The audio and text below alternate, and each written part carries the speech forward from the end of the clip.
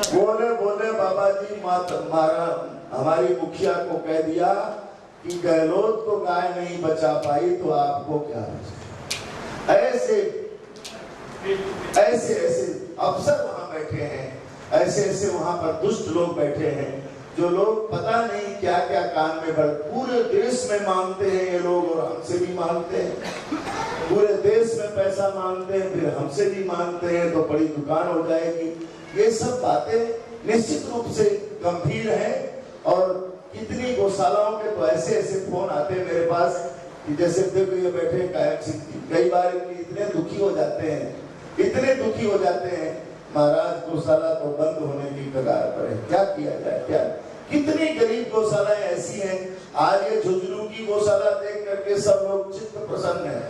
ऐसा सुंदर व्यवस्था यहाँ ताराचंद जी ने की है। निश्चित अरे महाराज वो फुहारा देख करके तो आनंद आ गया। गाय को स्नान भी होता है, नीचे कोई दवाई मिश्रित जल को मिला करके खुरों में, ऐसी सुंदर व्यवस्था की है। निश्चित रूप से वो सब कुछ आप सब लोगों के दान भावना का प्रमाण है। निश्चित रूप से भगवान मनु कहते हैं कि 90 पैसे ही आपके हैं, 10 पैसे आपके नहीं है। जिस जमाने में ये सब कानून का पालन होता था कि 90 पैसे हमारे हैं, 10 पैसे में हमारा हक नहीं है, 10 पैसे समाज के हैं, 10 पैसे गौ माता के हैं, 10 पैसे गरीब के लिए हैं, तब इस देश में कोई समस्या नहीं थी। परंतु ऐसा अर्थयुग आया है कि हम अब 1 पैसा भी नहीं निकाल देना चाहते। और मैं ताराचंद जी को धन्यवाद देता हूं कि उन्होंने 25 पैसे काहे नहीं निकाला है। सभी व्यापारियों से सैकड़े में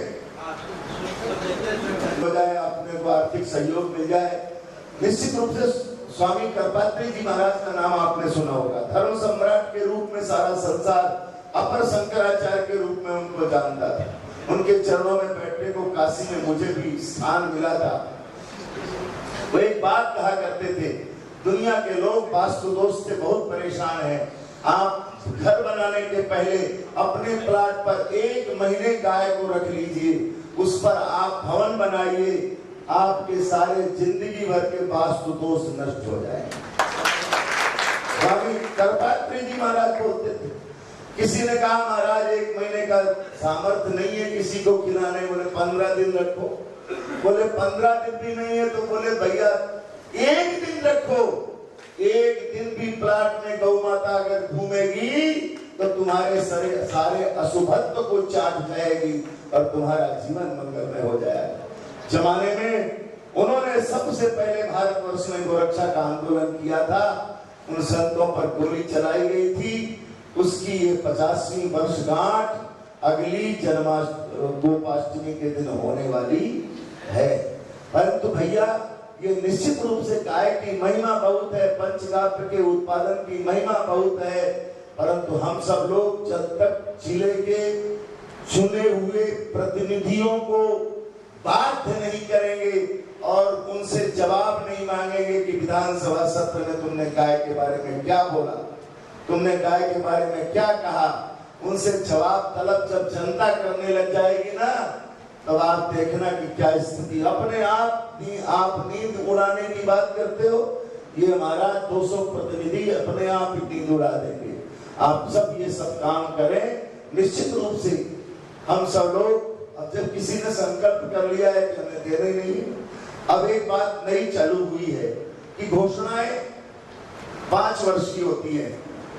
कुछ घोषणाएं पूरी हो गई हैं और कुछ घोषणाएं 4थे वर्ष में पूरी की जाएंगी, कुछ 5वें वर्ष में पूरी की जाएंगी। तो मुझे लगता है गाय वाला शायद 5वें वर्ष का ही होगा काम, जो भी होगा।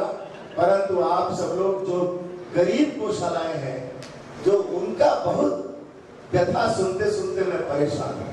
इसलिए आप सब लोग अगर इस काम में पहला काम आप सरकार को मत घेरो, पहले तो अपने जनप्रतिनिधि को घेरो और जनप्रतिनिधि से टाइप करके बाकायदे प्रतिबद्धता लीजिए और उसका विरोध है तो विरोध ले लीजिए, कोई बात नहीं। और फिर देखिए, फिर आप अखबार वालों को दीजिए, फिर आप मीडिया को दीजिए और फिर आप पूरे भारतवर्ष में, पूरे प्रदेश में गोरक्षा का माहौल बनाइए।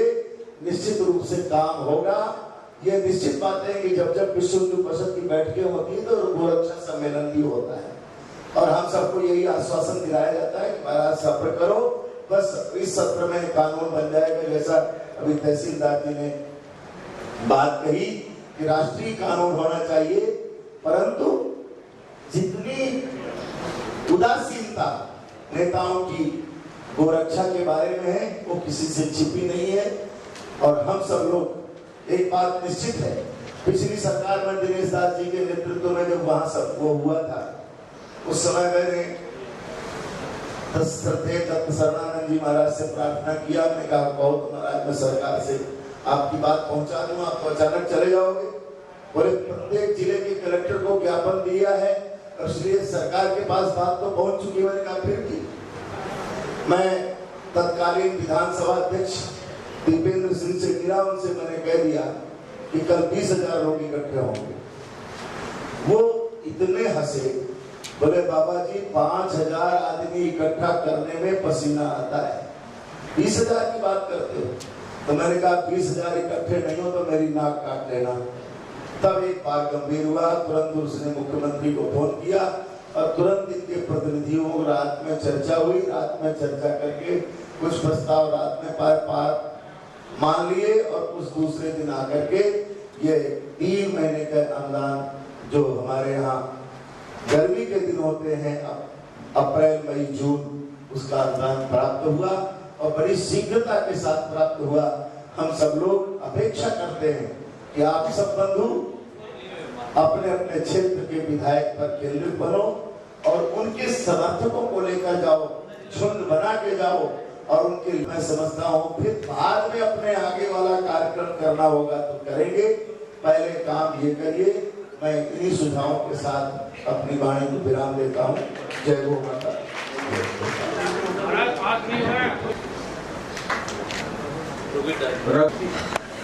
मुरली मनोहर द्वारा बीकानेर क्षेत्रीय मंत्री है बीकानेर संभाग से, आपका भी गोपाल गौशाला में बहुत अभिनंदन। और उन्हें भी आज के इस समारोह में जिनसे आओ मैं थोड़ी देर सुधारे के लिए मैं गया था।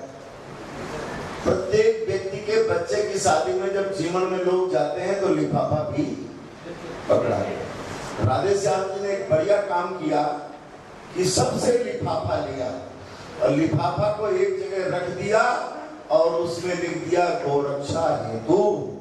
तो सबके जितने लोग थे जो लिफाफा नहीं देना चाहते थे उन्होंने भी लिफाफा दिया और मैं समझता हूँ कि 1,50,000 कुछ आप लोग भी अपनी शादियों में, अरे बच्चा है आपका, अपनी उस बच्चे की शादी में गौ माता के मुख में जाएगा तो आपके दाम्पत्य जीवन की गौ माता शुभ कामना करेगी। उस लिफाफा को जेब में मत डालो, उस लिफाफा को गौ माता के चरणों में समर्पित करेंगे। जबकि जो पहले आपने क्षेत्र में इकट्ठे कर दिए जितनी संस्था, वो हमारे साथ नहीं है। ये बिल्कुल मैं तो ये कहता हूँ, मैं कोई राजनीतिक आदमी नहीं हूँ, मैं ये कहता हूँ कि ये तो ठेकेदारी नहीं रखी थी इन्होंने RSS विश्व हिंदू परिषद, बिल्कुल मुझे तो नकारा लगता है सब कुछ।